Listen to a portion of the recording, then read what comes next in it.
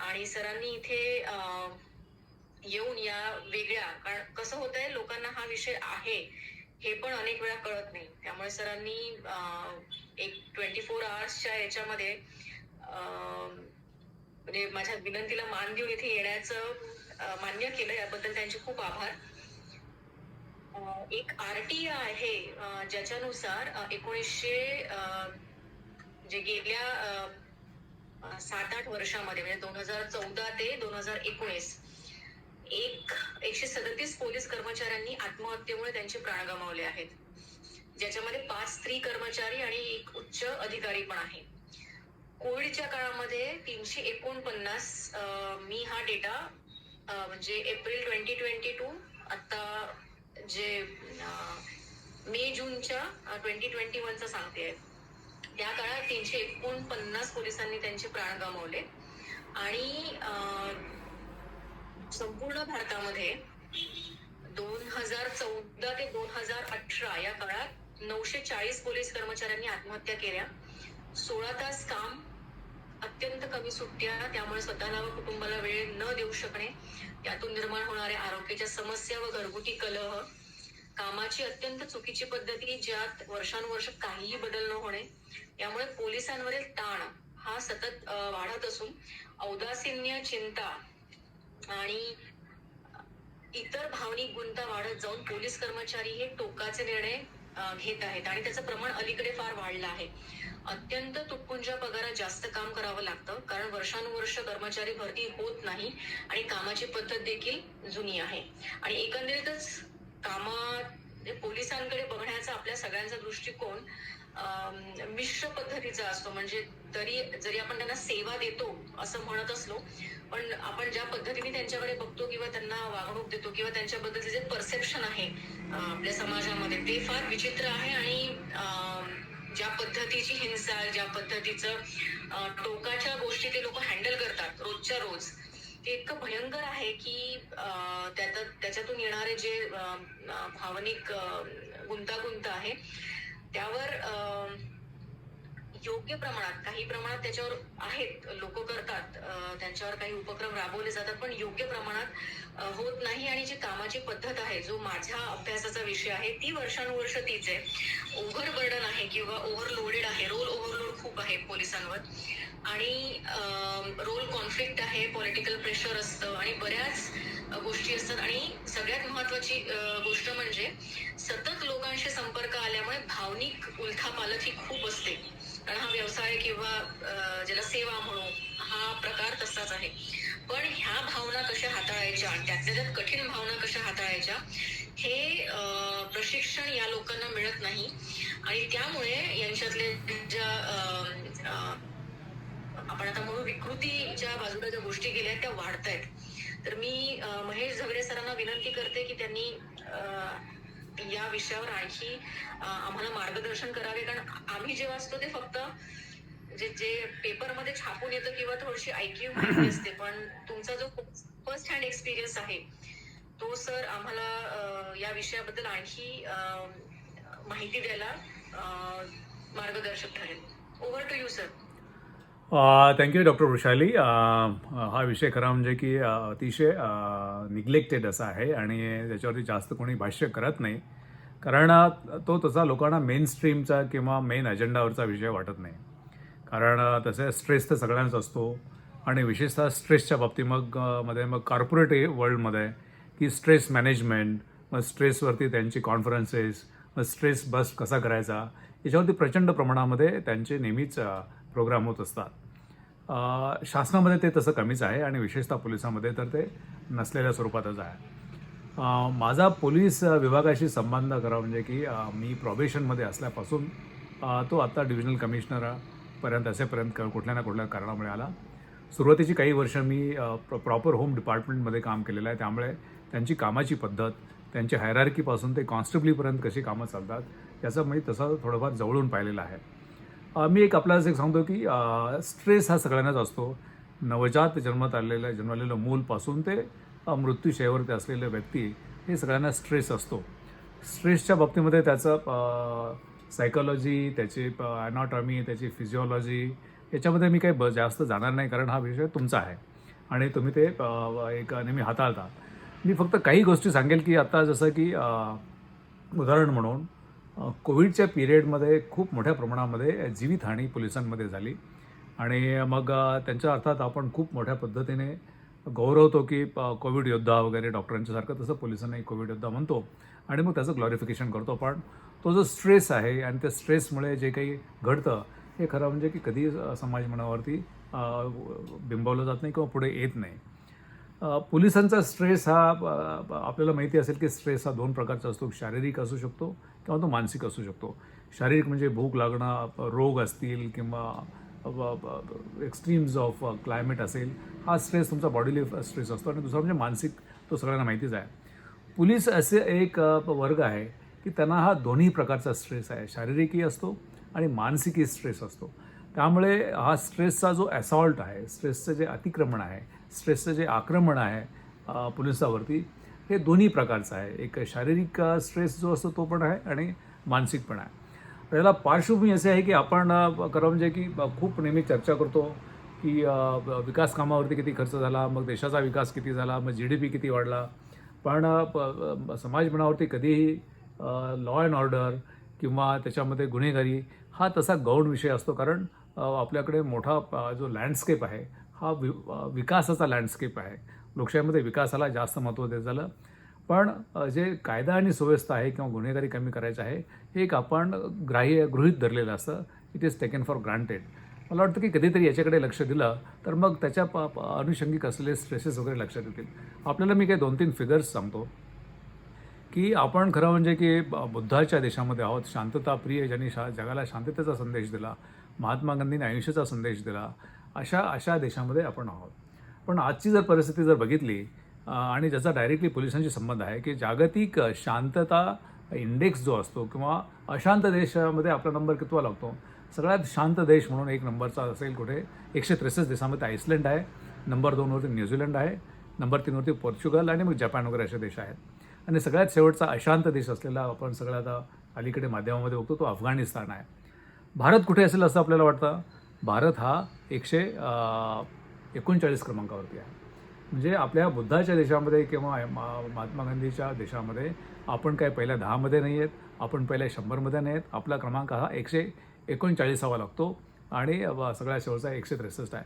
दुसरं असं आहे की जगामध्ये टेररिझम इंडेक्ससुद्धा असतो आणि 2020चा टेररिझम इंडेक्स जर बघितला तर आपण जगातले जे 10 देश आहेत सगळ्यात जास्त अफेक्टेड असतील टेररिझमचे. ऑफकोर्स सगळ्यात जास्त 1 नंबरचा जो आहे तो अफगाणिस्तान आहे, 2 नंबर इराक, नायजेरिया, सिरिया, हे आपल्या सगळ्यांना माहिती आहेत. पण दुर्दैवाने भारत हा 8 नंबरला आहे. म्हणजे जो देश अशांत म्हणून शांततेच्या बाबतीमध्ये तो त्याचा क्रमांक 139वा लागतो, इतका खाली जातो आणि टेररिझमच्या बाबतीमध्ये 8वा आहे जगामध्ये.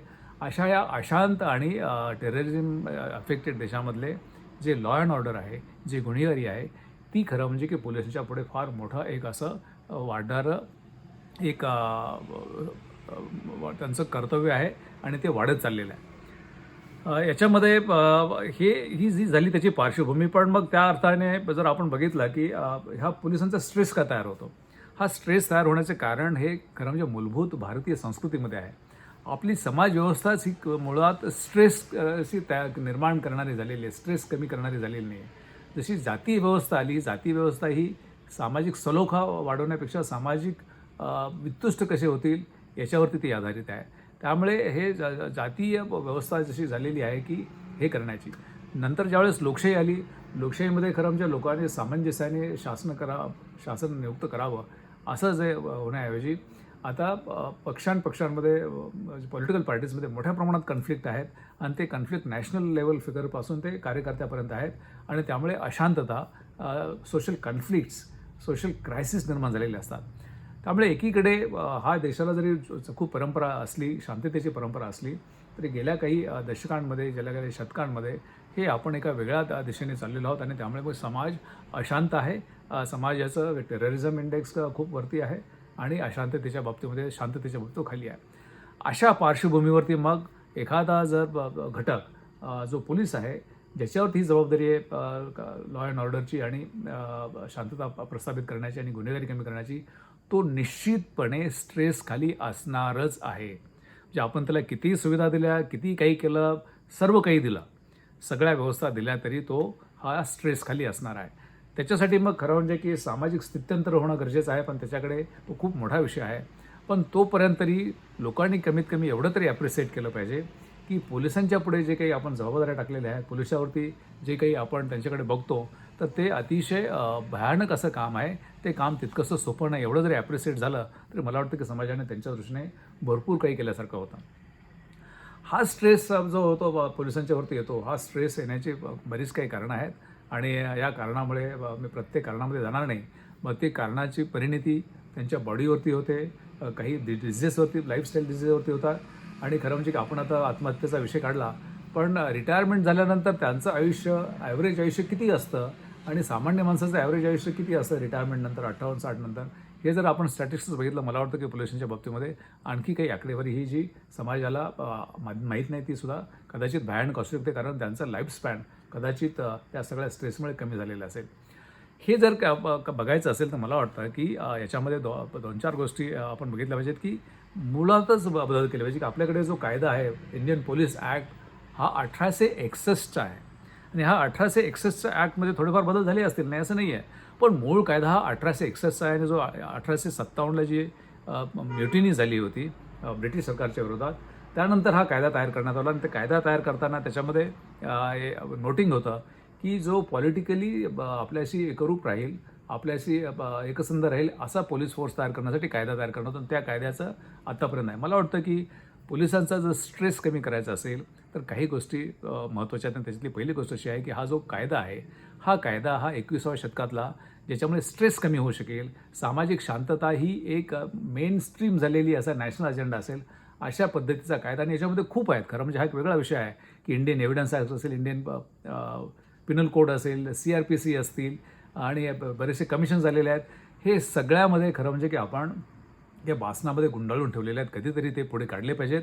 आणि मूळ स्ट्रेसचं कारण हेच असं आहे की पोलिसावरती जे टाकलेल्या जबाबदाऱ्या आहेत, त्या जबाबदाऱ्या टाकताना त्यांना तितकंसं एम्पॉवर केलेलं नाही किंवा तशा फॅसिलिटेशन दिलेलं नाही किंवा त्यांना पॉलिटिकल किंवा इतर हायरार्कीपासून त्यांना तसं प्रोटेक्शन दिलेलं नाही. हा एक मेन कारण आहे याच्यामध्ये आहे. दुसरं कारण असं आहे की आपण 21व्या शतकामध्ये असल्यामुळे खूप स्पेशलायझेशन करत चाललेलो आहोत की कानाचे डॉक्टर, डोळ्यांचे डॉक्टर, अमुकचे डॉक्टर, तमुकचे डॉक्टर.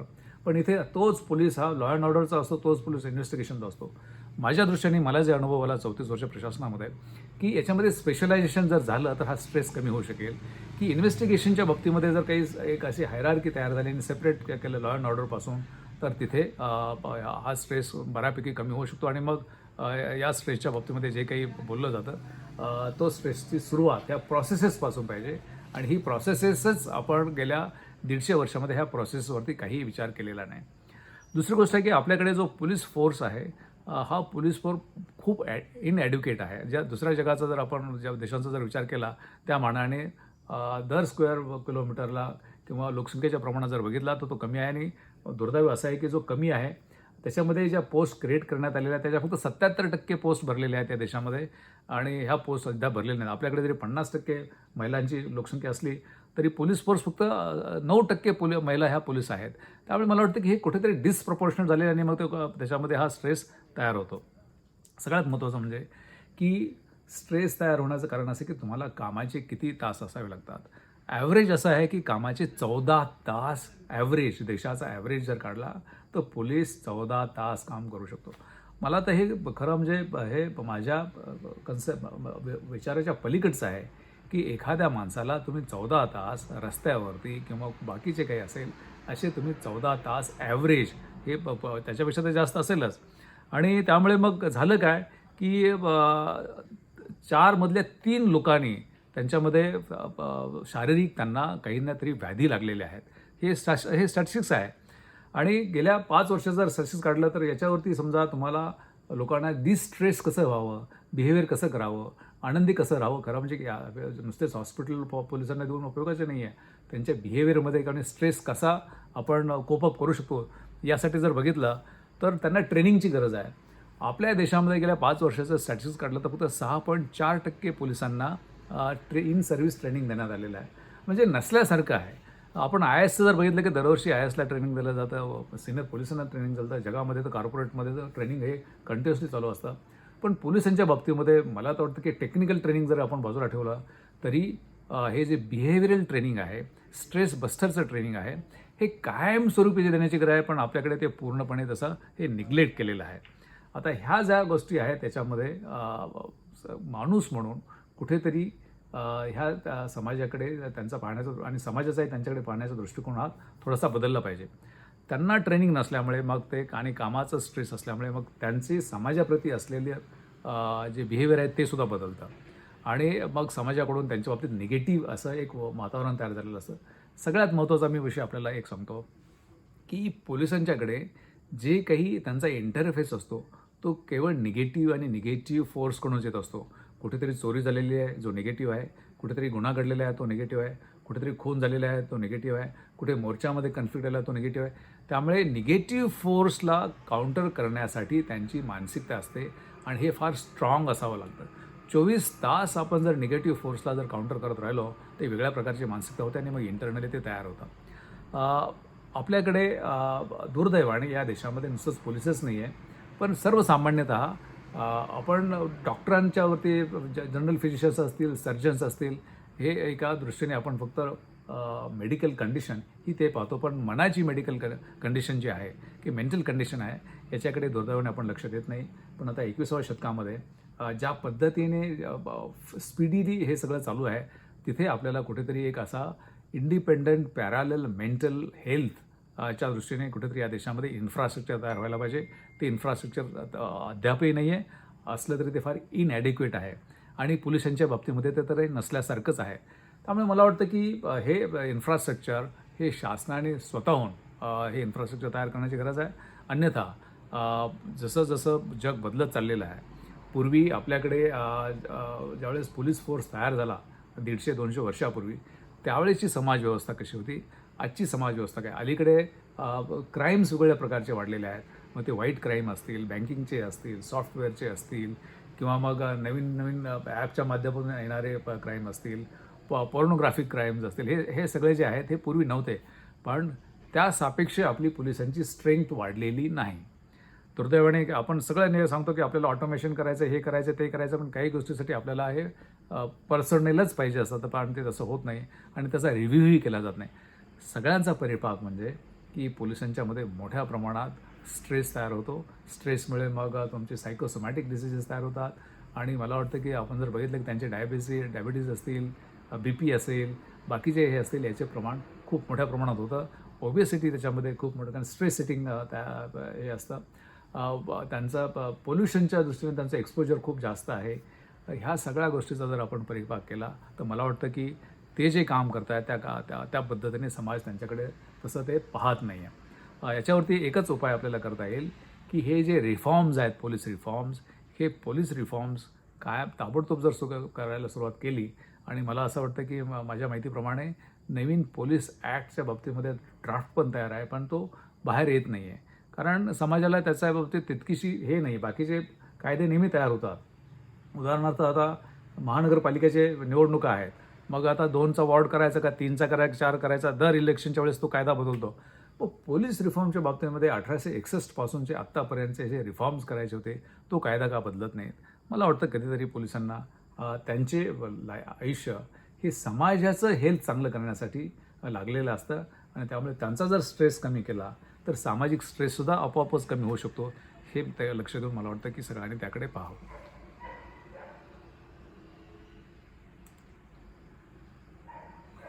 मला वाटतं आपल्याला काही प्रश्नोत्तर असेल आपण करूया, कारण मी काही जास्त त्याच्यामध्ये त्या प्रश्नामधून आपल्याला काही हे असेल तर मी मग पुढे बोलेन.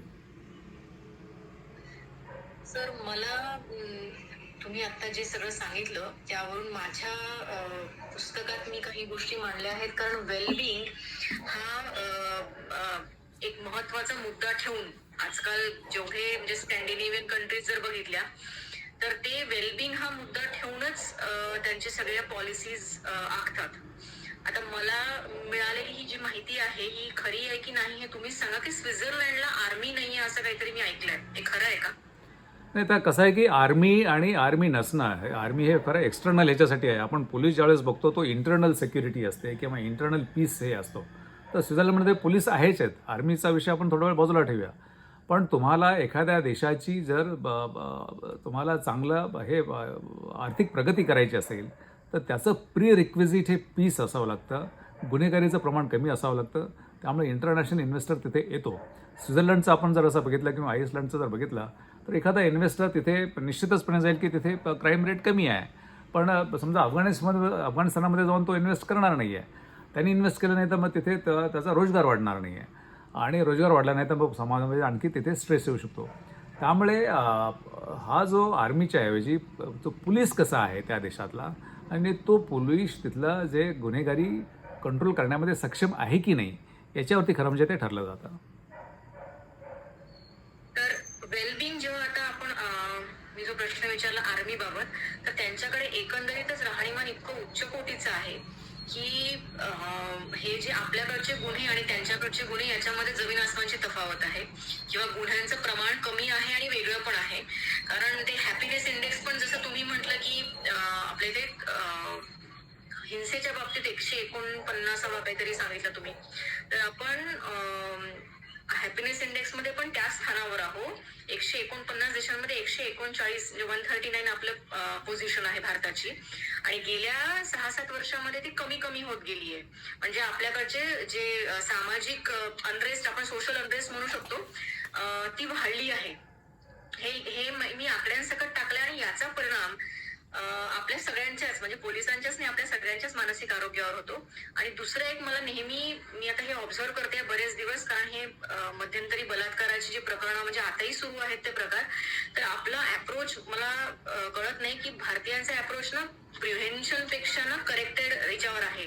म्हणून पण त्यांना हे आपण म्हणतो पोलिसी खाके आहे बा, किंवा नंतर करूया, किंवा जसं मेडिकल हॉस्पिटल्स आहेत, पण ती गोष्ट होऊच नाही, किंवा ही आपल्यासोबत घडून गेली आहे त्याचं पुढे होऊ नये याच्याकरता आपण प्रिव्हेन्शन कधीच करत नाही.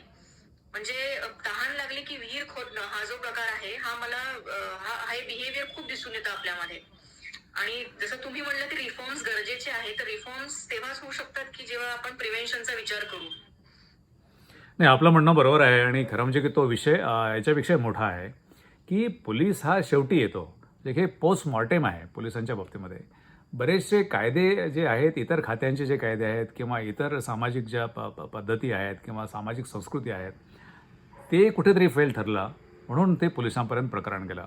आपल्याला मी एक साधं उदाहरण देतो की मुलींच्या जन्मदराचा प्रमाण कमी होत चाललेलं आहे, कारण स्त्री अर्भकांच्या बाबतीमध्ये सोनोग्राफी करून प्रमाण ते कमी आहे. त्याच्यासाठी सेपरेट कायदा आहे. त्या कायद्यासाठी मग डॉक्टर्स वगैरे तिथे एम्पॉवर्ड त्याचे अथॉरिटी असतात. ते फेल झाल्यानंतर मग पुढे तरी पोलीस इन्व्हेस्टिगेशन होतं, हे सगळं होतं. खरं म्हणजे की प्रशासनाचा मी भाग गेली 34 वर्ष होतो. मला निश्चितपणे सांगू इच्छितो की ते महसूल असेल किंवा इतर कुठले खाते असेल, त्यांनी जर त्यांचे चांगले कामं केले आणि कायद्याचं इम्प्लिमेंटेशन व्यवस्थितपणे केलं, तर मला वाटतं की पोलिसांवरचा प्रचंड ताण कमी होऊ शकतो.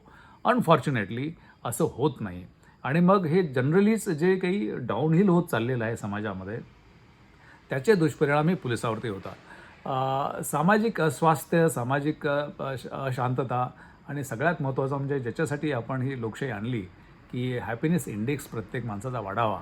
आता हॅपीनेस इंडेक्स वाढायचं म्हणजे काही साधं ते सरळ नाही आहे. त्यासाठी इकॉनॉमिक इक्वॅलिटी आणली पाहिजे, इक्विटी आणली पाहिजे समाजामध्ये, त्याच्यामध्ये मग सोशल जस्टिस आला पाहिजे. ह्या सगळ्या गोष्टी जर नसतील तर मग कुठेतरी तिथे पोलिसाकडे जाऊन पोचतात, आणि आपल्याकडे याचं प्रमाण जे आहे आता इथून पुढे इकॉनॉमिक स्ट्रेस वाढत जाणार आहे. चौथ्या औद्योगिक क्रांतीमध्ये रोजगार कमी होत होणार आहे. वर्ल्ड इकॉनॉमिक फोरमच्या काही रिपोर्टप्रमाणे सांगितलं त्यांनी. आपण आता ते दररोज बघतो आहे की ऑटोमेशन होत चाललं आहे, अल्गोरिदमवरती काही नवीन सॉफ्टवेअर जे चालले आहे, त्याच्यामुळे रोजगार कमी होईल, थोडेफार नवीन होतील. त्यामुळे ह्या स्ट्रेस जगामध्ये वाढत चालणार आहे. आणि आपण जर लेटेस्ट फिगर्स बघितल्या इकॉनॉमीच्या, तर world over concentration of wealth काही मुठभर लोकांच्या हातामध्ये चाललं आहे. त्यामुळे मेजॉरिटी वर्ग हा इकॉनॉमिक स्ट्रेस असेल, आणि economic stress leads to social conflicts आणि सोशल डिस्ट्रेस होतो. आणि मग हे कुठे झाल्यानंतर मग तिथे जाऊन ते पोलिसांच्या दारापर्यंत जाऊन पोहोचतं. त्यामुळे समाज कुठेतरी फेल झालेला आहे, आणि याच्याकडे ही जी आपली शासन व्यवस्था आहे, ह्या शासन व्यवस्थेने खरं म्हणजे की ह्या सगळ्या गोष्टी पाहिल्या पाहिजेत की ते social equity, social equality, social justice, ह्या सगळ्या गोष्टी, किंवा इकॉनॉमिक इक्विटी, ह्या गोष्टी आणण्याच्या जर केल्या अन्यथा मग काय की हा एक आपण मॅनेजमेंट म्हणजे पोलीस हे शेवटी मग पोस्टमार्टमच्या बाबतीमध्ये जास्त तिथे येतात इतर खात्यांच्या किंवा शासनाच्या फेल्युअरमुळे.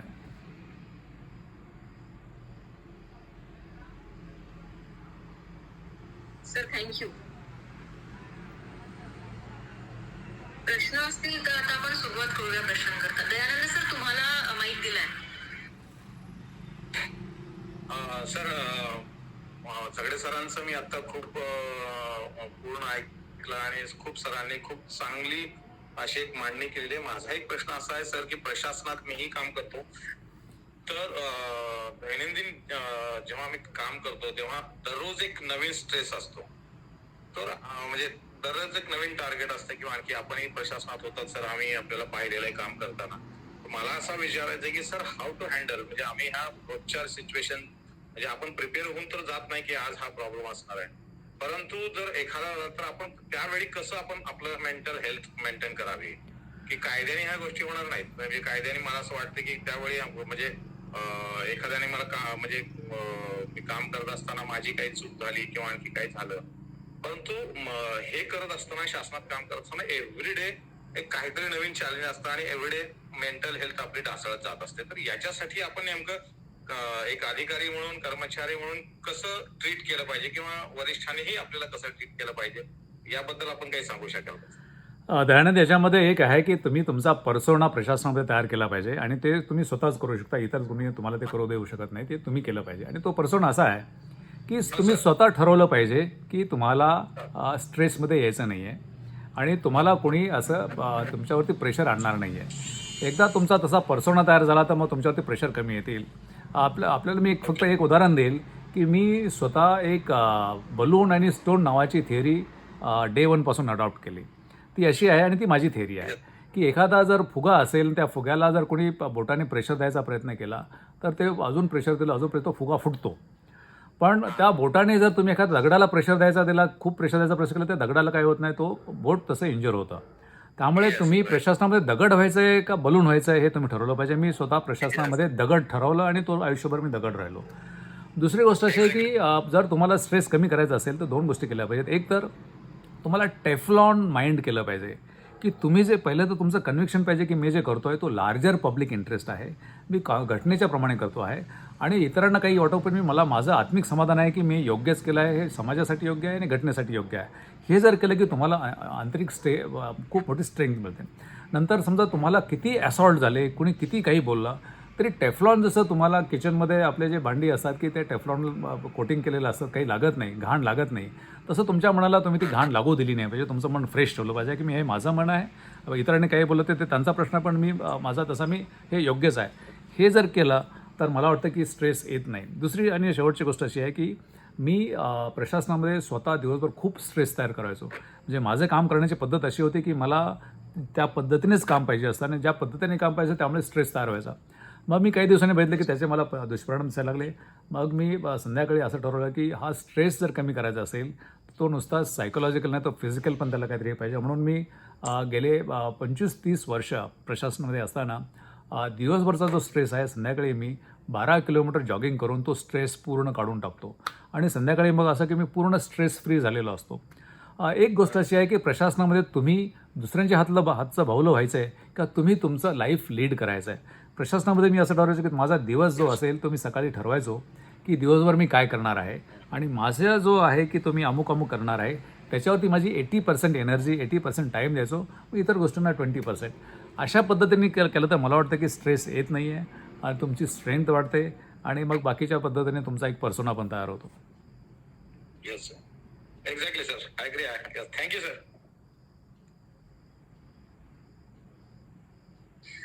रवी सर, तुम्हाला माईक दिला आहे, तुम्ही माईक घेऊ शकता.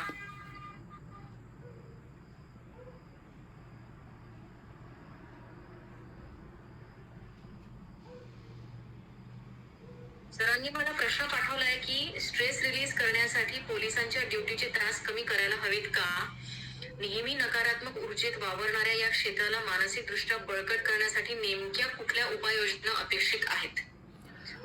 ना पहिले एक तर असं आहे की मी अगोदर सांगितल्याप्रमाणे आपल्याकडे देशाचं ॲव्हरेज असं आहे की ॲव्हरेज पोलिसमन दररोज 14 तास ड्युटी करतो. हे निश्चित आहे की आपल्याला त्या ड्युटीचे आवर्स हे 8पेक्षा कमी ठेवणं किंवा कमीत कमी 8 तरी असं हे करावं, हे देशाने धोरण म्हणून राबवलं पाहिजे. देश जर चांगला चालवायचा असेल तर ही जे लॉ अँड ऑर्डर किंवा इन्व्हेस्टिगेशन आहे किंवा क्राईम इन्व्हेस्टिगेशन आहे, ही जी मशिनरी आहे, एक लक्षात घ्या आणि हे तुम्हाला डॉक्टर वृषाली चांगलं सांगू शकतील की जर माणूस स्ट्रेसखाली असेल तर तो त्याचा परफॉर्मन्स इन्व्हर्सली प्रपोर्शनट असतो. जितका जास्त स्ट्रेस तसा तुमचा परफॉर्मन्स कमी होत जातो.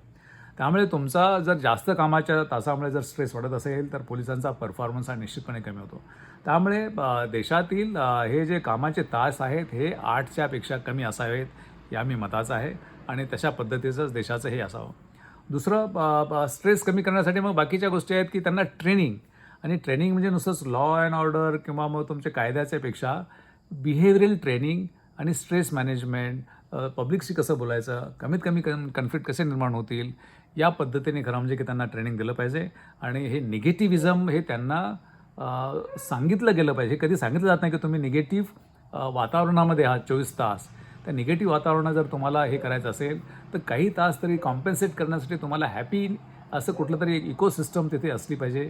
आणि ती हॅपी इकोसिस्टमच्या बाबतीमध्ये मग प्रत्येकाचे वेगवेगळे मार्ग असतात. जसं की मी सांगितलं, मी जॉगिंग करतो, कुठे काय कोणाला काही गाडी आणायची असतील, कुठे काही असेल, तसे की हॅपी एन्व्हायरमेंटमध्ये त्याने ते कॉम्पेन्सेट केलं पाहिजे. पण तसं होत नाही. अशा पद्धतीचं ट्रेनिंग दिलं जात नाही किंवा अशा पद्धतीचं ओरिएंटेशन होत नाही. या जर 2 गोष्टी केल्या, कामाचे तास कमी केले आणि बिहेवियरल ट्रेनिंग दिलं, स्ट्रेस कसा कमी करायचा, तर मला वाटतं की फार मोठ्या प्रमाणात बदल होऊ शकतो.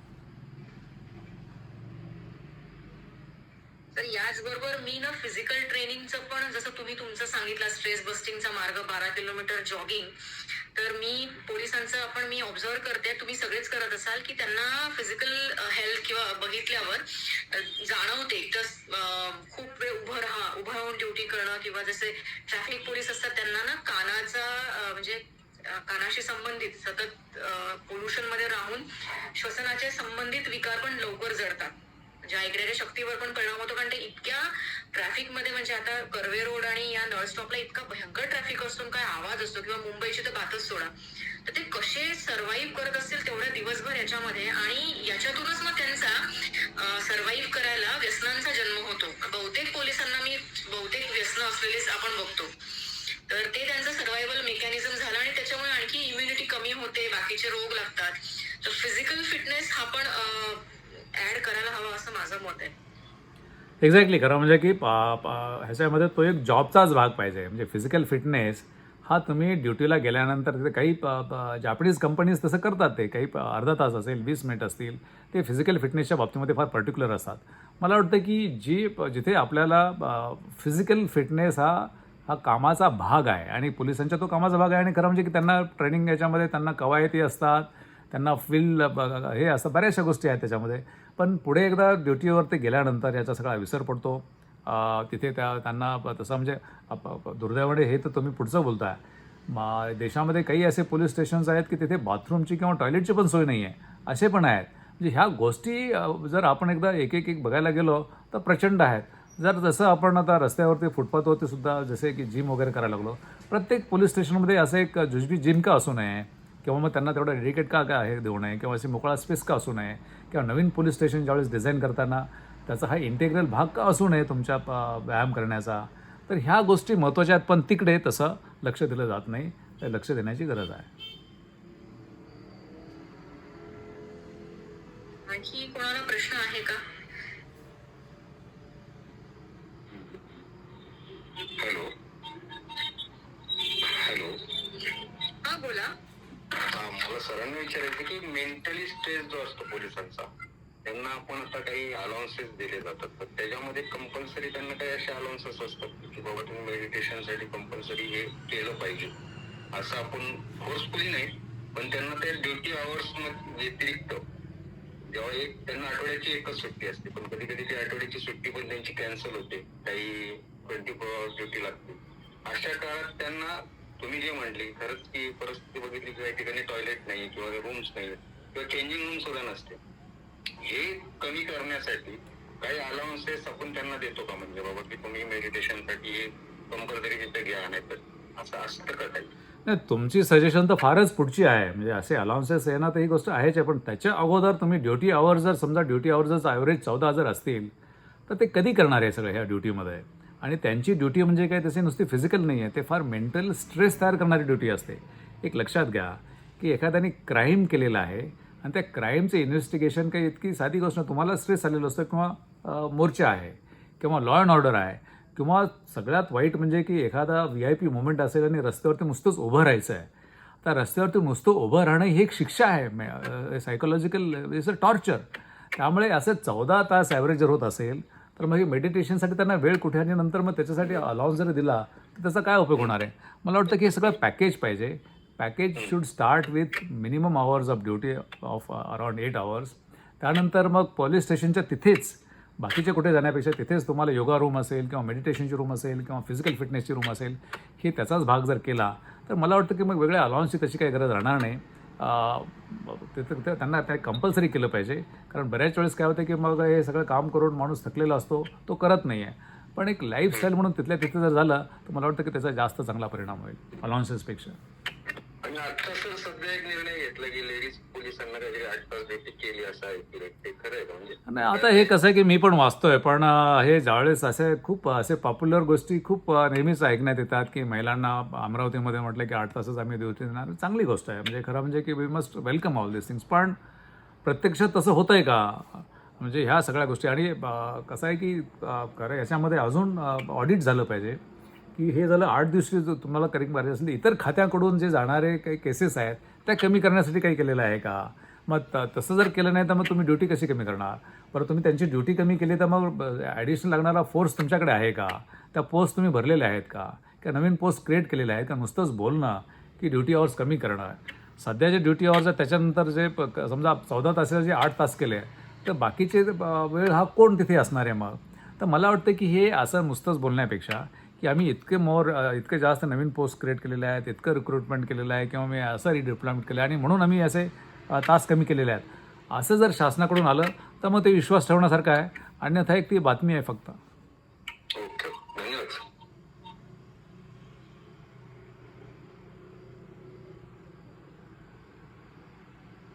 Doctor Deshmukh madam. माझा प्रश्न होता की पोलिसांच्या आरोग्यासाठी RR पाटील गृहमंत्री असताना त्यांना एक स्ट्रेस कार्ड दिलं होतं, तसं क्रेडिट कार्ड असतं तसं. तर त्यावर थोडा अंता स्ट्रेस केला की तो ग्रीन, ब्ल्यू आणि येल्लो अशी काहीतरी लाईट यायची. म्हणजे प्रत्यक्ष ज्या ठिकाणी वैद्यकीय सेवा उपलब्ध नाही आहेत किंवा डॉक्टर्स नाही आहेत अशा ठिकाणी ते यूज करायचे. पण ते आता सध्या दिसत नाही. आणि माझा दुसरा प्रश्न असा होता की कामावरच पोलिसांना असं काय वेगळा वेळ देता येईल का? ऑलरेडी त्यांची ड्युटी 12 तासापेक्षा जास्त होते आणि पोलीस हा नेहमी 24 तास ड्युटीवरच असतो असं ते एक त्यांच्या मनावर बिंबवलेलं असतं. तर त्यासाठी जी घरी बसून काय त्यांना होत नाही, म्हणजे स्ट्रेस कमी करणं, योगा करणं किंवा लाईफस्टाईल चेंज करणं, तर तसं काय पोलीस दलामध्ये काय सोय आहे का किंवा तसा काय विचार केला आहे का? हा एक प्रश्न. आणि आता पोलिसांना इन्शुरन्स चांगला मिळतोय, पण त्यांच्या घरचे पण तेवढेच कव्हर होत आहेत का त्यामध्ये, ते मला विचारायचं होतं. नाही, एक लक्षात घ्या की आपण इथे काय बोलतो आहोत की त्यांना हेल्थ कार्डकडे आणि तिकडे नंतर ते तुम्ही त्यांना स्ट्रेस आल्यानंतर काहीतरी रोग होणार आणि नंतर मेडिकल फॅसिलिटी मिळणार, त्या तर मिळतीलच. पण आपण आज चर्चा करतो की हा स्ट्रेस येऊ नये हे महत्त्वाचं आहे. आपण फक्त फिजिकल रोग जे आहेत त्याच्यावरतीच चर्चा करतो आहे. फिजिकल रोगा एवढेच तुमचे मानसिक आरोग्य हे तितकंच महत्त्वाचं असतं. आपण हे त्याच्यावरती बघतो. त्या मानसिक आरोग्याच्या बाबतीमध्ये जोपर्यंत त्यांचे कामाचे तास कमी होत नाही आहेत, जोपर्यंत त्यांच्या जे प्रोसेसेस आहेत किंवा कायद्यातल्या तरतुदी आहेत त्या चेंज होत नाही, तोपर्यंत स्ट्रेस कुठल्या गोष्टीमुळे वाढतो त्या गोष्टी अगोदर कमी केल्या पाहिजेत. आणि नंतर बाकीच्या गोष्टी मग हेल्थ वगैरे ते चालूच आहे की गव्हर्नमेंटमध्ये प्रत्येकाला मेडिकल फॅसिलिटी मिळते, म्हणजे त्याला मेडिकल रिएम्बर्समेंट मिळतं, तो काय महत्त्वाचा विषय नाही आहे. पण शेवटी काय होतं की एक तुम्ही रोग झाल्यानंतर ते बऱ्या करण्याच्या ह्याच्यासाठी आहे. आपण आज चर्चा करतो की त्याला स्ट्रेस येऊ नये या दृष्टीने आपण काय केलं पाहिजे. Thank you sir, thank you. Sir Dayanand बोलतो. पुन्हा एकदा प्रश्न. हॅलो. हा दयानंद. सर एक प्रश्न मला सहज असं सुचला की कार्यालयीन वेळेनंतर जेव्हा आपण मित्रांमध्ये असतो किंवा आपल्याच सहकाऱ्यांबरोबर असतो बरं मी बऱ्याचदा असा अनुभव केले की ऑफिसच्याच गप्पा बाहेर केल्या जातात आणि त्या स्ट्रेस अधिक वाढवतात, निर्माण करतात. अशी एक म्हणजे असं आम्ही जेव्हा बाहेर येतो की ऑफिस सोडल्यानंतर की आपण ऑफिसच्या गप्पा कराव्यात की नाही किंवा ऑफिसच्या कामकाजाबद्दल बोलावं की नाही.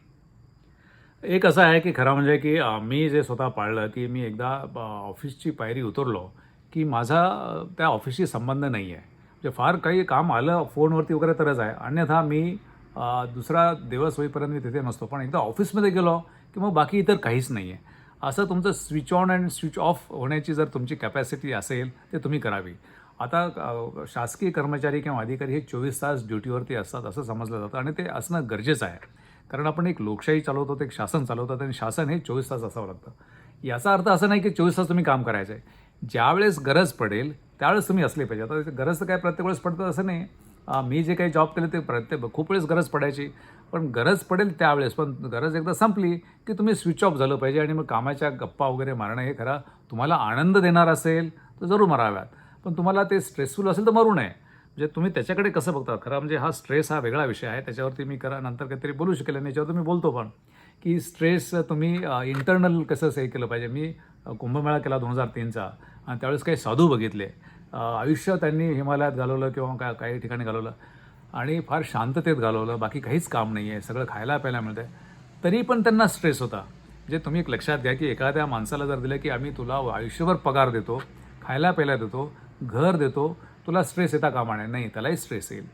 ही स्ट्रेस ही एक मानसिक अवस्था आहे. तर ह्या सगळ्या गोष्टी जर आपण बघितल्या की कामाचं जर आपण बाहेर बोलत असून त्याच्यापासून तुम्हाला आनंद मिळत असेल तुम्ही जरूर हे करावं. पण त्याच्यामुळे स्ट्रेस वाढणार असेल तर अजिबात तुम्ही ते कामाच्या बाबतीमध्ये बाहेर आल्यानंतर बोलू नये, स्विच ऑफ होऊन जावं. Thank you sir, thank you.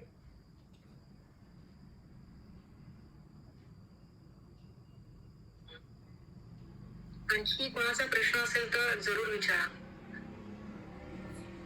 हॅलो, मी विचारू का? हॅलो. हो डॉक्टर. जी मी लक्ष्मीकांत खाबिये बोलतोय. नमस्कार लक्ष्मीकांतजी, कसे आहात? मी ठीक आहे सर ठीक आहे. माझा प्रश्न एवढाच आहे की मी बऱ्याचदा राज्यभर फिरत असतो सामाजिक कामाच्या निमित्तानं, पण पोलिसांच्या एकंदरीत ज्या छोट्या छोट्या चाळी प्रत्येक ठिकाणी बांधलेल्या आहेत शासनाने, त्या ठिकाणी प्राथमिक ज्या सुविधा आहेत त्या अत्यंत अल्प प्रमाणात आहेत आणि त्याचा मोठा फरक हा त्याच्या रोजच्या दिनमानावरती पडतो असा माझा समज आहे. कारण की ज्या काही सुविधा तिथं पाहिजेत, कारण की मगाशी बोलताना वृषालीजींनी वेगवेगळ्या देशाची उदाहरणं दिली, पण वेगवेगळ्या देशामध्ये तेवढ्या सुविधा जिथं पोलीस राहतात त्या ठिकाणापासून तर कामापर्यंतच्या त्यांना फार मोठ्या प्रमाणावरती सुविधा दिल्या जातात हे पण मी पाहिले. पण आपल्या इथं त्या पद्धतीनं फार कमी प्रकारच्या सुविधा आहेत, हा एक भाग. आणि दुसरा, आरोग्य सुविधा पोलिसांच्या बाबतीमध्ये जी सरकारी दवाखाना आहेत किंवा जे आहेत, आता त्याच्याकरता काहीतरी वेगळी यंत्रणा जर ह्या दोन्ही गोष्टींकरता आपण राबवू शकलो तर त्या संदर्भात काय आपण सांगू शकाल की ज्या प्रकारे या दोन्ही गोष्टी आपण सुधारू शकतो? एक असं आहे की आपण एक फार महत्त्वाचा विषय हे केला की सुविधाच्या बाबतीमध्ये खरं म्हणजे की पोलिसांना जसं आर्म्ड फोर्सेसना 100% हाऊसिंग दिलं पाहिजे तसं आपण 100% हाऊसिंग देणं गरजेचं आहे. जर आपण त्या लॉ अँड ऑर्डरकडे आणि क्राईम इन्व्हेस्टिगेशनकडे कमीत कमी करायचं असेल तर त्यांना 100% हाऊसिंग हे दिलं पाहिजे. तो हाऊसिंग अवेलेबल करण्याचा खरं म्हणजे की तो स्ट्रेस असता कामा नये. एका स्टॅटिस्टिक्सप्रमाणे, आता ते कितपत योग्य आहे की मला माहीत नाही, पण देशाचं जर बघितलं तर फक्त 30% पोलीस फोर्सला अकोमोडेशन दिलेलं आहे. आता त्याच्यातली क्वालिटी आपण म्हणता त्याप्रमाणे तिथं सुविधा तर हे लांबच्या गोष्टी आहेत, पण पहिलं तर ते नसतंच. एक आहे की एखादा जर कॉन्स्टेबल असेल आणि त्याला जर घर मिळत नसेल आणि तो चुकीच्या ठिकाणी जर राहत असेल तर तो खूप मोठा स्ट्रेस आहे, तो कॉम्प्रोमाइज होऊन जातो.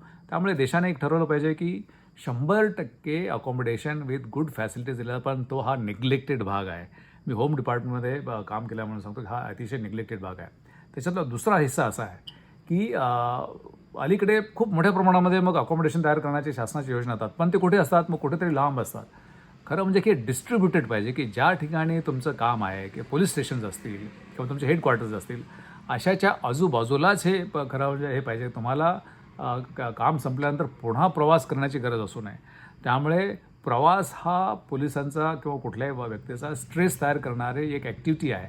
तुम्ही रस्त्यावरती तुम्ही तुमची ड्युटी संपल्यानंतर तुम्ही 15-20 मिनिटांमध्ये तुमच्या घरी असले पाहिजेत, अन्यथा तो तुमचा ब्लँक पिरियड जातो आणि तो सुद्धा ड्युटीचाच भाग म्हणून धरला जातो आणि तो स्ट्रेस करतो. त्यामुळे 2 गोष्टी आहेत की आपल्याकडे या देशामध्ये अकोमोडेशन फार कमी आहे, अत्यल्प म्हणायला हरकत नाही, असलं त्याच्यामध्ये सुविधा कमी आहेत आणि त्याच्यासाठी पोलीस हाऊसिंग कॉर्पोरेशन काढलेलं आहे, पण तशा पद्धतीने त्याचा ते होत नाही असा माझा अनुभव आहे. दुसरी गोष्ट अशी आहे की हे जे ट्रान्सपोर्टेशन आहे, हे ट्रान्सपोर्टेशन खरं म्हणजे की पोलीस स्टेशनलासुद्धा नसतं. म्हणजे घरी जाणं येण्याचं तर हे आहेच आहे की जर स्टॅटिस्टिक्स जर बघितलं की 100 पोलिसांच्या मागे 7 ते 8च फक्त ट्रान्सपोर्टेशनची व्यवस्था होते, जास्त काही तिथे होत नाही असा देशाचं हे आहे. तर हे सगळं जे आहे ते हा मोठा विषय आहे. होम डिपार्टमेंटला याच्यासाठी एक डेव्हलपमेंटची ॲक्टिव्हिटी म्हणून हे सगळं नॉन प्लॅनमध्ये जातं. कारण म्हणजे देशाची प्रगती जर करायची असेल त्याच्यासाठी मेन इन्ग्रेडियंट ही पीस आहे, कायदा सुव्यवस्था आहे. तर तो प्लॅनमधून तो खरं म्हणजे की पोलिसांना अकोमोडेशन देणं, त्यांचं ट्रान्सपोर्टेशनची व्यवस्था करणं हे प्लॅनमध्ये आणलं पाहिजे आणि तो प्लॅनचा भाग म्हणून जर केला तर मला वाटतं त्याला जास्त फंड्स मिळतील. सध्या ते होत नाही. आपण म्हणता ते बरोबर आहे. धन्यवाद सर, धन्यवाद.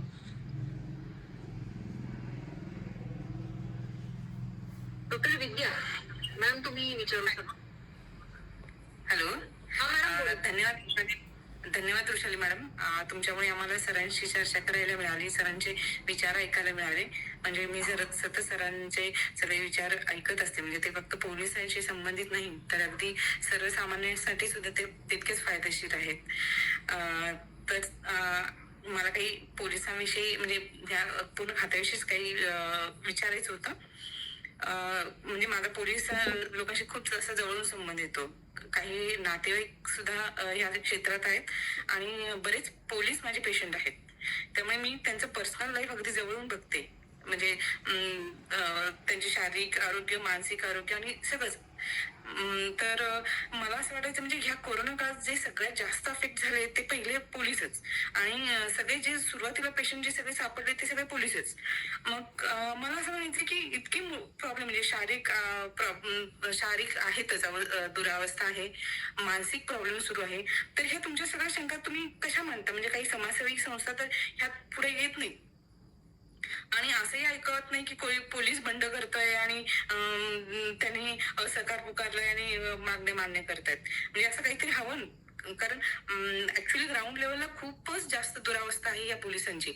म्हणजे त्यांच्या फॅमिलीमध्ये तर आता माझे जवळचेच नातेवाईक आहे, तर ते स्वतः एपी आहे म्हणजे अगदी तरुण मुलगा. आणि रिसेंटली म्हणजे अगदी ह्या 4-5 महिन्यापूर्वीचीच गोष्ट आहे की त्याच्या मिसेसने म्हणजे इथं सांगायला थोडं वाईट वाटलं की त्याने सुसाईड केलं, ते बायकोने त्याच्या, की ह्या आणि नोटमध्ये सरळ लिहिलं की माझा नवऱ्याला वेळच नाही माझ्याकडे लक्ष द्यायला. म्हणजे अगदी छोटी छोटी 2 मुलं त्याच्या पदरात घेऊन आता हे म्हणजे अगदीच लाईफ म्हणजे असं की तो घरी सुद्धा लक्ष नाही देता येते. तर इतकं मानसिक आरोग्य त्यांचं स्वतःचं, त्यांच्या घरच्यांचं इतकं होतंय. बरं, पोलिसांच्या मध्ये व्यसनही खूप आढळत आहेत. शिवाय मुलांची शैक्षणिक प्रगती सुद्धा त्यांची त्या मनाने तितकी कमी होत नाही. कारण ते घरी आलं की त्यांना फक्त म्हणजे तो जो काही ताण आहे कामावरचा तो त्यांच्या घरात मुलांवर निघतोय. आणि अभ्यासातही त्यामुळे मुलांना फक्त वडील म्हणजे रागवणारे असंच काहीतरी हे आहे. आता एखाद दुसरे तुमच्यासारखे असेल की जे ह्यातून निभावून निघाले, पण असंच प्रत्येक पोलिसांच्या बाबतीत आढळत नाही. तर मग हे सगळं असं कुठेतरी बदलायला हवं ना. तर असं काही नाही का की तुम्ही तुमच्या मागण्या कशा पद्धतीने मांडता किंवा तुम्ही सरकारपुढे कसं तुम्ही अप्रोच होता आणि ते का करत नाहीत हे सगळंच. म्हणजे आता एक जणाने घराविषयी मुद्दा मांडला. हो, त्यांची घरात म्हणजे अगदी बेसिक गोष्टी सुद्धा त्या घरात आढळत नाहीत, इतके ते क्वार्टर्स खराब असतात. मग जर असं असेल तर तुम्ही अप्रोच का होत नाही आणि ह्यात पुढे का होत नाही? कारण हे तर बेस आहे. म्हणजे देश चालवण्यासाठी अंतर्गत तुमची पोलीस मंडळी जितकी चांगली असतील, त्यांचं ट्रान्सपोर्ट असेल, त्यांचे ज्या गाड्या दिल्या जातात त्या किंवा त्यांना ज्या सोयी सुविधा मिळतात त्या, तर हे सगळं कुठेतरी असं वाटत नाही का बदलायला हवं आणि त्यासाठी काय केलं जातं सर? नाही, एक असं आहे की तुम्ही पोलिसांच्या बाबतीमध्ये एक अतिशय शोषिक असा हा क्लास आहे आणि अतिशय जबाबदारीने काम करणारा ह्या देशातला क्लास आहे. त्याच्यामध्ये काही थोडेफार असे अपवाद असतात. आता साधूमध्ये सुद्धा अलीकडे अपवाद आहेतच. आपण बघतो की साधू समाज एवढा चांगला असताना काही त्याच्यामध्ये निघतात, तसे पोलिसामध्ये असतील. पण बाय अँड लार्ज हा अतिशय पेशन्स असलेला, अतिशय शोषिक आणि सामाजिक जबाबदारी असल्या त्यामुळे ते हे सगळं सहन करतात आणि म्हणून हे सगळ्या परिस्थिती अशा चाललेल्या आहेत. आता ते सहन करतात म्हणजे म्हणून का बाकीच्या लोकांनी खरं म्हणजे की त्यांना त्यांचे प्रश्न हे पुढे घेतले पाहिजेत. सामाजिक कार्यकर्त्यांनी हे प्रश्न पुढे घेतले पाहिजेत आणि आपण जसं की आज ही जसं की ट्विटर स्पेस घेतली, अशाच पद्धतीने हे प्रश्न थोडेसे समाज मनावरती बिंबवले पाहिजेत की अशा पद्धतीचे आपण जे सगळं सांगितलं ते मी तुमच्याशी 100% प्रत्येक गोष्टीशी 100% हे तुमच्याशी हे आहे, आय ॲग्री विथ यू. आता कोविडच्या बाबतीमध्ये तुम्ही सांगितलं, कारण म्हणजे कोविडमध्ये हा आरोग्याचा प्रश्न आहे, हेल्थ डिपार्टमेंटचा प्रश्न आहे, पण तिथेसुद्धा पोलीस हा फ्रंटला होता. म्हणजे जिथे कुठे शक्य काही जरी झालं तरी पोलिसांना तिथे फ्रंटला जावं लागतं. तो त्यांचा हिस्सा असो किंवा नसो. कोणी विचार केला होता का की अशी काही महामारी आल्यानंतर पोलिसांच्यामध्ये त्यांच्यावरती अशी जबाबदारी येईल आणि त्यांच्यामध्ये असे इतके मृत्यू होईल? नाही. पण तसेसुद्धा त्यांनी तिथे केलं आणि त्याच्यामध्ये कोणीही त्याच्यात नाराजी व्यक्त केली नाही. स्वतःहून ते रस्त्यावरती होते, स्वतःहून तो सामाजिक स्वस्तासाठी त्यांनी एक चांगलं काम केलेलं आहे. त्यामुळे हा माझ्या दृष्टीने अतिशय जबाबदार असलेला असा हा क्लास आहे. त्यांचे जे प्रश्न आहेत हे प्रश्न खरं म्हणजे की समाज दुर्लक्षित करतं, हे तुम्ही जे म्हणता तसं मी म्हणतो. मग कुठेतरी हे जे आपलं ह्याचं राजकारण असतं, निवडणुकांचं राजकारण असतं, तिथे कधीतरी याच्यामध्ये हे केलं पाहिजे की आपण ह्या सगळ्या गोष्टी करत असताना जसं देशाचा विकास आहे, समाजाचा विकास आहे, आर्थिक विकास आहे, हे आहे, तिथे लॉ अँड ऑर्डर आणि क्राईम इन्व्हेस्टिगेशनची यंत्रणेला सुद्धा सुदृढ करण्याच्या दृष्टीने त्यांच्या प्रश्नासाठी सफिशियंट फंड्स दिले पाहिजेत, नंबर 1. आणि दुसरं असं आहे की हे प्रोसेसेस चेंज केले पाहिजेत. खूप जुने प्रोसेसेस आहेत. आता तुम्हाला माहिती आहे की मला माहीत नाही, पण इंडियन एव्हिडन्स ॲक्टमध्ये जसं की पोलिसांना समोर दिलेलं स्टेटमेंट हे काही ग्राह्य दिलं जात नाही कोर्टामध्ये. ज्या देशामधून हे आलं होतं त्या देशामध्ये ते एव्हिडन्स हे चालू होतं. ते योग्य की अयोग्य हे आपण हे करूया, पण अशा पद्धतीचे डिबेटसुद्धा होत नाही आहे. त्यामुळे हा स्ट्रेस वाढत जातो आणि हा एक निग्लेक्टेड भाग आहे. आणि आपण जसे वर्णन केले की एका दुर्दैवाने एका तरुणाने आत्महत्या केली, असे खूप कुटुंब आहेत की ज्याच्यामध्ये असे स्ट्रेस होतात आणि ते काही जास्त पुढे हायलाईट पण होत नाहीत. त्यामुळे मला वाटतं की समाजानेच याकडे लक्ष देण्याची गरज आहे.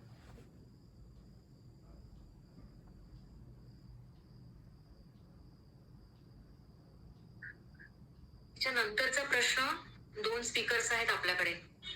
मच्छिंद्र नाव बरोबर वाचते का? हा बरोबर.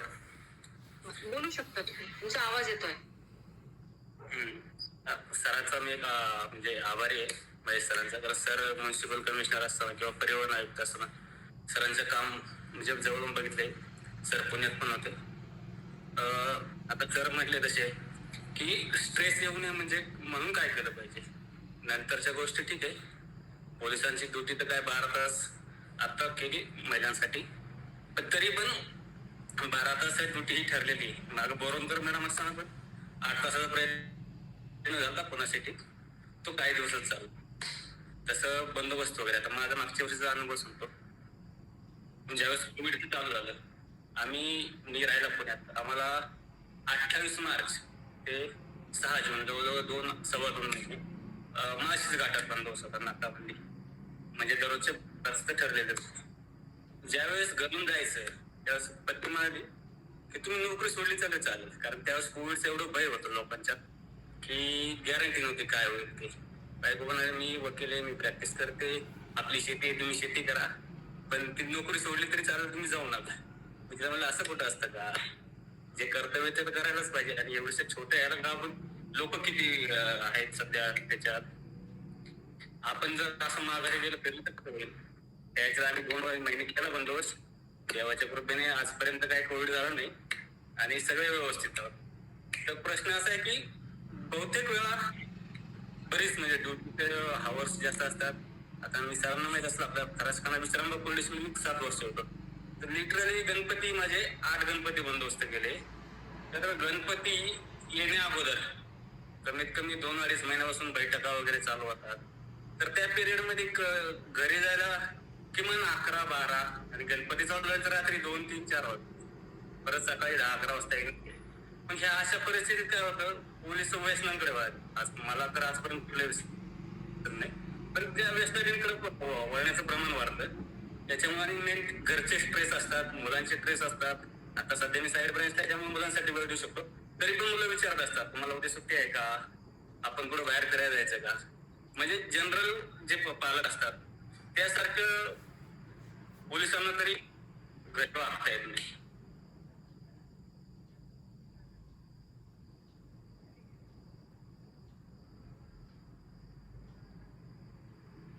ऐकायला येत नाही त्यांचं काय. नाही झालं सर माझं. तुमचं झालं का? नाही, एक ठीक आहे की तुम्ही एक प्राथमिक स्वरूपाची एक व्यथा मांडलेली आहे आणि ही व्यथा बहुतेक कॉन्स्टेब्युलरीची आहे किंवा तुमचे ज्युनियर ऑफिसर जे आहे ते सगळ्यांची सेम व्यथा आहे आणि त्या व्यथेबद्दलच मी बोललो की याच्यामध्ये काहीतरी सुधारणा होण्याची गरज आहे. आता आपल्याकडे काय झालं आहे की तुम्ही जसा ज्याचा उल्लेख केला की ही समाज व्यवस्थाच गेले 3-3.5 वर्षापासून कन्फ्लिक्टची तयार झालेली आहे.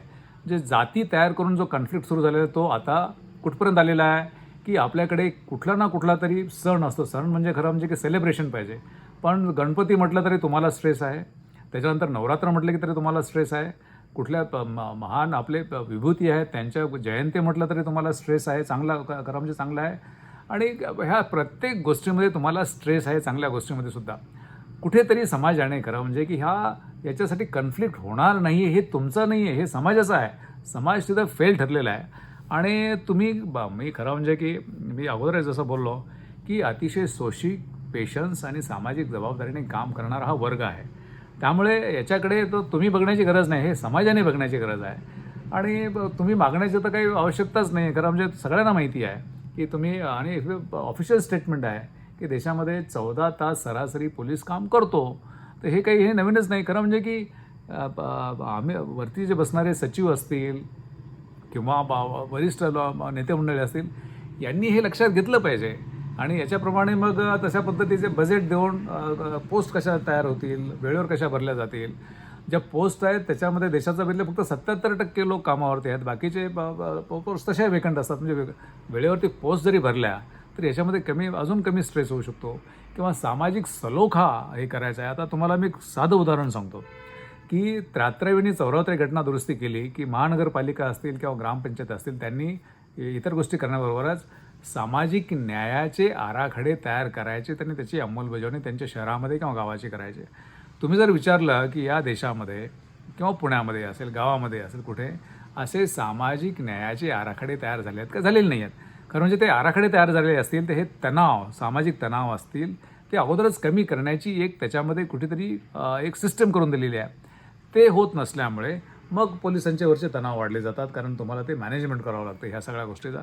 तर हे सामाजिक फेल्युअर आहे आणि हे फेल्युअर मी तर असं समजेल की हे ब्युरोक्रेसीचं पण फेल्युअर आहे, प्रशासनिक व्यवस्थेचा पण फेल्युअर आहे की त्यांनी कुठेतरी हे या गोष्टीकडे त्या ज्या सजगतेने बघायची गरज होती ते बघितलं गेलं नाही आणि अद्यापही ते पाहिलं जात नाही.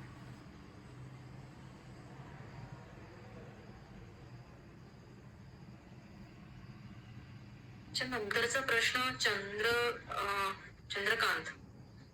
हो, धन्यवाद ताई.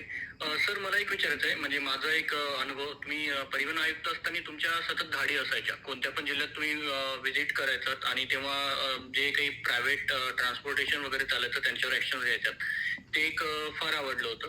पण तिथे मी एक अनुभवलं की ते रेग्युलर बेसिसला इम्प्लिमेंट करायला यांच्याजवळ वर्कफोर्स नाही आहे. तर मला हा एक प्रश्न आहे की जसं तुम्ही म्हणालात की मानसिक आरोग्य झाल्यानंतर काय करावं होतं, त्याच्यासाठी प्रिव्हेंटिव्ह काहीतरी असायला पाहिजे. एक माझा प्रश्न आहे की पोलीस रिफॉर्म्स जे आले होते, ऑर्डर्स आल्या होत्या सुप्रीम कोर्टकडून, त्या इम्प्लिमेंट का नाही झाल्या किंवा त्याच्यामध्ये काय अडचणी आलेल्या आहेत. आणि दुसरी गोष्ट, आपण स्ट्रेंथ वाढवण्याकडे अजूनपर्यंत फारसा फोकस का देण्यात आलेला नाहीये. जसं आता एक जी महाराष्ट्र डिपार्टमेंटनी डिसिजन घेतला, एपीआय आणि मामलेदार या दोघांच्या पोस्ट काढायचा जो निर्णय झालेला आहे तो एक छान झालेला आहे की जेणेकरून हायरार्कीमध्ये यांचं प्रमोशन होऊ शकेल किंवा PSI जॉईन झालेले DCP पर्यंत रिटायर्ड होऊ शकतात, अशा काही गोष्टी आहेत. तर मग या हायरार्कीमध्ये बदल का नाही घडवण्यात आलाय. आणि जो एक पॉइंट ऑफ क्लॅश दिसतोय मला की ऑफिसर्स आणि जे भरतीतून जातात पोलीस त्यांच्यामध्ये, आणि तर याचा मानसिक आरोग्यावर जो परिणाम होतो त्याच्यासाठी सिस्टीम मध्ये काही प्रोव्हिजन्स का नाही आहेत. नाही, काय झालं आहे की पोलीस रिफॉर्म्स हा विषय 1902-3 पासून या देशामध्ये चालू आहे आणि त्याच्यामध्ये मग वेगवेगळे कमिशन्स झाले, खूप कमिशन्स आले याच्यामध्ये. आणि शेवटचं जे होतं की 2008मध्ये एक सुप्रीम कोर्टची ऑर्डर आली होती, ते तसंही झालं होतं. नंतर मॉडेल पोलीस ॲक्ट आला होता, तोही झालेला नाही आहे. एकंदरीतच काय झालं आहे की हा विषय एकदम निग्लेक्टेड आहे, की एकतर रिफॉर्म्स करणं, कायद्यामध्ये तरतूद सुधारणा करणं, प्रोसेसेसमध्ये सुधारणा करणं, ह्या गोष्टी बाजूला पडल्या जातात. आणि हा जो मॉडेल ॲक्ट आहे तो येऊनसुद्धा मला वाटतं की तयार होऊन 7-8 वर्ष झाली असतील, पण पुढे कोणी तो आणत नाही किंवा समाजाला माहीत पण नाही की असं काय मॉडेल ॲक्ट तयार झालेलं आहे म्हणून. तर हे एक निग्लेक्टेड भाग आहे. आता तुम्ही ही स्ट्रेंथ आहे ती ते पाहिजेच. खरं म्हणजे की ही स्ट्रेंथ पोलिसांची जी जुन्या ह्याच्यावरती आधारित आहे. हे जे नवीन आता काही गुन्हे आलेले आहेत, जे कायद्यामुळे आले असतील किंवा तुमचे आर्थिक गुन्हे वाढलेले असतील किंवा सायबर गुन्हे वाढलेले असतील, पण आपले जे नॉर्म्स आहेत ते जुनेच आहेत त्याप्रमाणे तसं काही स्ट्रेंथ वाढत नाही आहे. तर ह्या सगळ्याचा पुनर्विचार केला पाहिजे की ज्या पद्धतीचे गुन्हे आहेत त्या पद्धतीच्या त्या गुन्ह्याच्या सापेक्ष अशी स्ट्रेंथ पाहिजे. ती स्ट्रेंथ होत नाही आहे आणि त्याच्याकडे दुर्लक्ष आहे. त्यामुळे स्ट्रेंथ वाढवणं हे गरजेचं आहे. मग ते हायरार्की तुमची काय असेल, मग लॉ अँड ऑर्डर सेपरेट करायचं आणि क्राईम इन्व्हेस्टिगेशन सेपरेट करायचं का, हा वेगळा विषय आहे. पण बेसिकली जो सुप्रीम कोर्टाने दिलं होतं ते बहुतांश राज्यामध्ये त्याची अंमलबजावणी ज्या पद्धतीने व्हायला पाहिजे होती त्या पद्धतीने झालेली नाही आहे. आणि मग त्याच्यामध्ये कोर्टामध्ये पण कोणी जात नाही की हे अंमलबजावणी झालेली नाही म्हणून. तर हा एक मोठा विषय आहे. तर मला वाटतं की हे समाजानेच पुन्हा एकदा की हे जे वेगवेगळे कमिशन्स आले होते त्या कमिशनचे पोलीस रिफॉर्म्स कमिशन असतील किंवा सुप्रीम कोर्टचे ऑर्डर असतील, त्याचं इम्प्लिमेंटेन कसं करायचं आहे. खरं म्हणजे पॉलिटिकल पार्टीजने हा सुद्धा अजेंडा घेतला पाहिजे त्यांच्या इलेक्शन मॅनिफेस्टोमध्ये की अमुक पद्धतीचे रिफॉर्म्स आम्ही पुढच्या आम्हाला जर निवडून दिलं तर आम्ही अमुक रिफॉर्म्स आम्ही पोलिसांच्या बाबतीमध्ये करू. मला नाही वाटत की याच्यामध्ये कुठली नॅशनल पार्टी असा कुठल्या अजेंडामध्ये माझ्या तरी वाचनात आलं नाही आहे. कदाचित असेलही की इतके घरं करू वगैरे वगैरे, पण बेसिक पोलीस रिफॉर्म्सवरती आणि त्यांच्यासाठी खर्च करण्यात येणाऱ्या निधी हा एक 2 महत्त्वाचा आहे. आणि सगळ्यात शेवटचा मुद्दा मी आपल्याला सांगेन की आपण आता 21व्या शतकामध्ये आहोत. खूप मोठ्या प्रमाणात टेक्नॉलॉजिकल इनोव्हेशन झालेले आहेत. हे टेक्नॉलॉजिकल इनोव्हेशन मी 2001-2 मध्ये लंडनमध्ये त्यांचं पोलीस स्टेशनमध्ये बघायला गेलो होतो की त्यांचं कसं चालतं.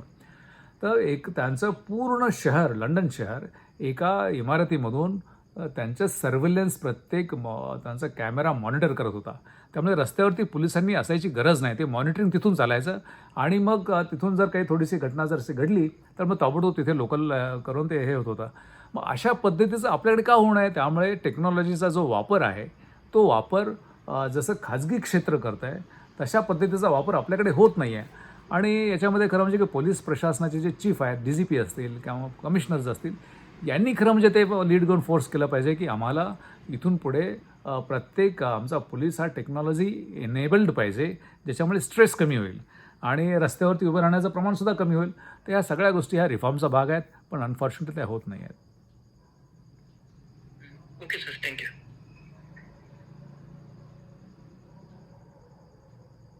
मी बोलू कोण बोलतंय?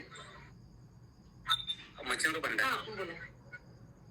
सरांना मला एक विचारायचं. सर म्हणजे आता तुम्ही तर मोठ्या पोस्टला काम केले, तुम्हाला कधी मिनिस्ट्री स्टाफ म्हणजे आपले जे मंत्रालयीन कर्मचारी यांचे बरेच अनुभव आले असतील. कारण आमच्या खात्यात पण बरेच म्हणजे प्रत्येक जे क्लेरिकल काम असतं ते यांच्याकडून केलं जातं. आता मी जिथे आहे तिथं मी पण बऱ्याच अडचणी असतात आपल्या पोलिसांच्या. ह्या लोकांकडून बहुतेक डिले केले जातात काम. बऱ्याच वेळा पोलिसांना बऱ्याच चक्रा मारावं, त्यात काही शिल्लक काम असते. आता सातव्यानं आता वेतन आयोगाचा परत अजून पण गोंधळ चालू आहे. बऱ्याच पोलिसांचे पगार व्यवस्थित झालेले नाहीये किंवा बऱ्याच अडचणी असतात. तर मी पण आता त्यासाठी पोलीस महासंचालकांना अर्ज करून 2 वर्षात पोलीस कर्मचारी वृंद परिषद असते तिचं सदस्य झाले, पण अजून तर काही बैठक नाही. असे प्रश्न मांडावे लागतात. पण मला सांगायला असं वाईट वाटतं, मला एक सिनियर हवालदाराने सांगितलं, कारकून या शब्दाचा अर्थ काय, कारस्थान रचून कुशलतेने नष्ट करणारा कारकून, की तुमचं काम तो लवकर करूनच देणार नाही. असे तुम्हाला काही अनुभव आलेत का सर? नाही, खरं म्हणजे की आपली ही जी आणि याच्यावरती मी लोकसत्तामध्ये एक लेख पण लिहिला होता की हे प्रशासकीय यंत्र आहे, त्याची आता ओव्हरहॉलिंग करण्याची गरज आलेली आहे. आणि तुम्ही जे म्हणता ते काय पोलीस याच्यामध्ये डिपार्टमेंटमध्येच असं नाही आहे, ते सगळ्या खात्यामध्ये आहे. की खरं म्हणजे की लोकांना, कर्मचाऱ्यांना किंवा जनतेला हे कुठली मागण्याची गरज पडू नये की आमचं हे काम आहे तुम्ही करा. ते ऑटोमॅटिकली झालं पाहिजे. आणि हे मी पुन्हा एकदा सांगते, टेक्नॉलॉजीमुळे तुमचे 7वा वेग व्हायचा आहे, त्याचं पे स्केल कसं व्हायचं, एखादा मी जर माझं क्रेडिट कार्ड असेल आणि मी जर न्यूयॉर्कमध्ये स्वाईप केलं तर माझ्या पुण्याच्या अकाउंटमधून ते ताबडतोब काही मायक्रो सेकंदामध्ये पैसे ट्रान्सफर होतात. मग एवढी टेक्नॉलॉजी जर पुढे गेली असेल तर मग एक तुमचा कर्मचारी आहे, त्याला कोड दिला, त्याचं ऑटोमॅटिकली त्या सॉफ्टवेअरमध्ये टाकलं की त्याचं पे फिक्सेशन अमुक हे सगळं शक्य आहे, हे अशक्य नाही आहे. पण ह्या ॲडमिनिस्ट्रेटिव्ह रिफॉर्म्समध्ये काय होतं की कोणालाही स्वारस्य नाही आहे. म्हणजे खरं म्हणजे की कोणालाही अशी विनंती करण्याची गरज येऊ नये. शासनाने स्वतःहून ते देणं गरजेचं आहे. आपल्याला मी एक साधं उदाहरण सांगेल की इस्टोनिया नावाचा छोटासा देश आहे. तिथे कोणी इन्कम टॅक्स रिटर्न्स भरत नाही. जे काही आपण खर्च करतो किंवा बँकेतून ट्रान्सफर त्याच्या आधारे गव्हर्नमेंट तयार करतं तुमचे रिटर्न्स आणि तुम्हाला विचारतं की एवढा टॅक्स आहे, आम्ही तुमच्या बँकेतून वजा करून घेऊ का. म्हणजे एवढा मोठा तो एक करू शकत असेल तर तुमच्या कर्मचाऱ्यांचे पे स्केल आणि त्यांचं 7वा पे आयोग आणि हे तर अतिशय इझी आहे. म्हणजे याच्यामध्ये काहीही नाही आहे. फक्त मानसिकता तुमचा हेड आहे त्यांनी लक्ष देऊन केलं पाहिजे की हे ऑटोमॅटिकली कसं होईल. कारण म्हणजे की याच्यामध्ये कोणाचा विनंती करण्याची किंवा डिले होण्याचा तर प्रश्नच नाही आहे. आणि जर डिले होत असेल तर आपल्याकडे दप्तर दिरंगाईचा कायदा आहे 2005चा आणि त्याच्यामध्ये जर कोणी दिरंगाई केली तर मग त्यांना त्याच्यामध्ये डी आणि शिक्षा आहे. पण दुर्दैवाने तो कायद्याचा काही वापर झालेला नाही आणि गेल्या 2005पासून ते आजपर्यंत कोणालाही त्याच्यामध्ये शिक्षा झालेली नाही. त्यामुळे तो कायदा नुसताच आपला याच्यामध्ये आपल्या कपाटामध्ये राहिलेला आहे, त्याचा वापर झालेला नाही. पण मी आपल्याला एक सांगतो की असा सामाजिक कुठेतरी हे पाहिजे की ह्या गोष्टी ज्या आहेत त्या ऑटोमॅटिकली झाल्या पाहिजेत. कर्मचाऱ्यांच्या बाबतीमध्ये तर हा मुद्दाच नाही आहे. आणि आपल्याकडे आम्ही कॉर्पोरेट सेक्टरमध्ये पण काम केलेलं आहे आणि आत्ता आपल्यापैकी इथे लिस्नरपैकी कोणी असतील की ते हा विषयच येत नाही. कारण HR department, human resources department हे कमी होत चाललेलं आहे. कारण सगळ्या गोष्टी ऑटोमॅटिक त्याच्यामध्ये होत आहेत. त्यामुळे आता तुम्हाला खरं म्हणजे की पोलीस डिपार्टमेंटमध्ये हे सगळं ऑनलाईन होण्याची गरज आहे. थोडासा आमच्यासारख्यांनी तुम्हाला साथ देणं गरजेचं आहे. बाहेरून कोणीतरी असा प्रेशर करून या सगळ्या गोष्टी कशा ताबडतोब होतील आणि आपल्याला विनंती करण्याची किंवा डिले झाला याची खंत न होण्याची वेळ येऊ नये असं मला वाटतं.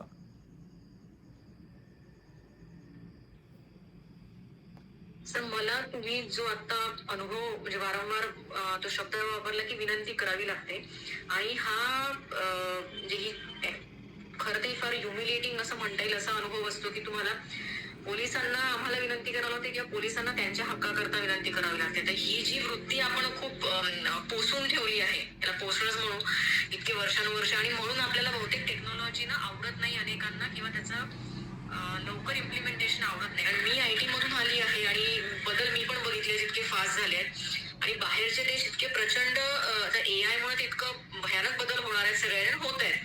पण ह्यांना कोणालाच त्याचं सोयरसुतूक नाहीये, एक तर ऐकायचं नाहीये किंवा काय माहित नाही. पण हे आपल्याला फार महागात पडणार आहे सगळ्या गोष्टी, जे दुर्लक्ष आहे ते या गोष्टींकडे.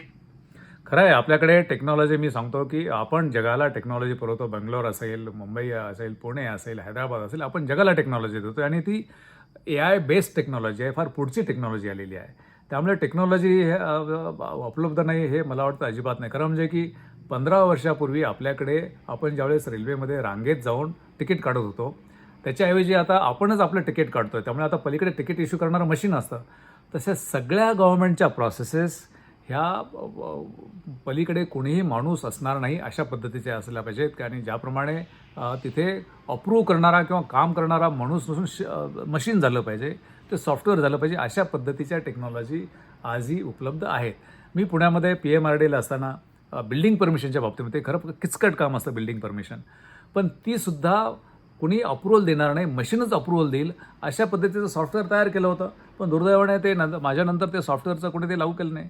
मला सांगायचं असं आहे की गव्हर्नमेंटमध्ये प्रत्येक गोष्ट हे ऑटोमॅटिकली आणि मशीन बेस्ड कोणाच्या हातामध्ये ठेवता हे होऊ शकतं, हे शक्य आहे आणि टेक्नॉलॉजी त्यासाठी अवेलेबल आहे.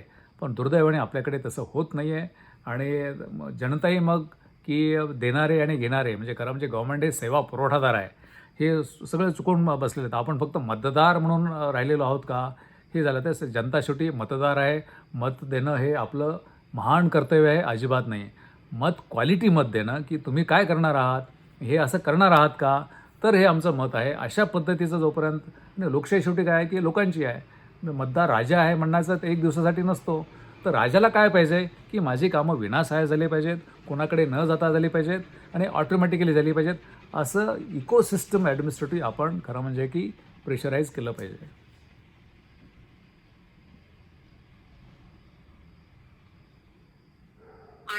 प्रश्न आहे का?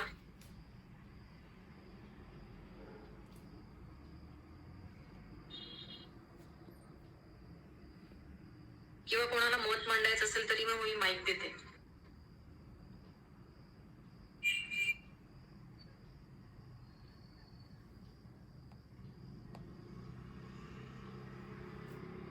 तर मला असं जाणवत आहे की प्रश्न संपलेले आहेत. ओके. काही कोणाला विचारायचं नाही. मी परत एकदा विचारते, कोणी आहे का ज्यांना विचारायचा आहे प्रश्न किंवा काही मांडायचं आहे?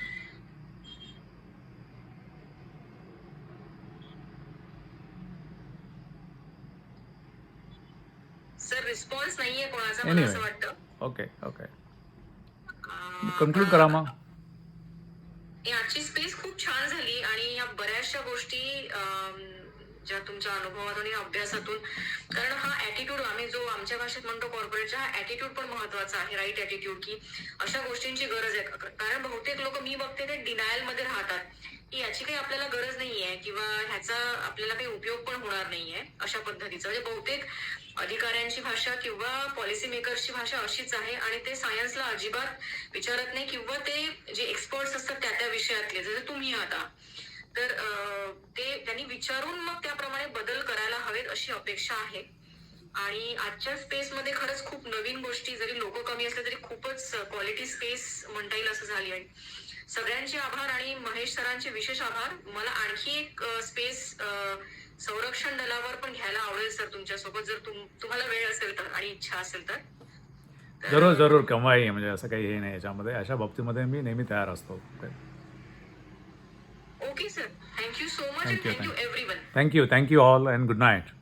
Good night.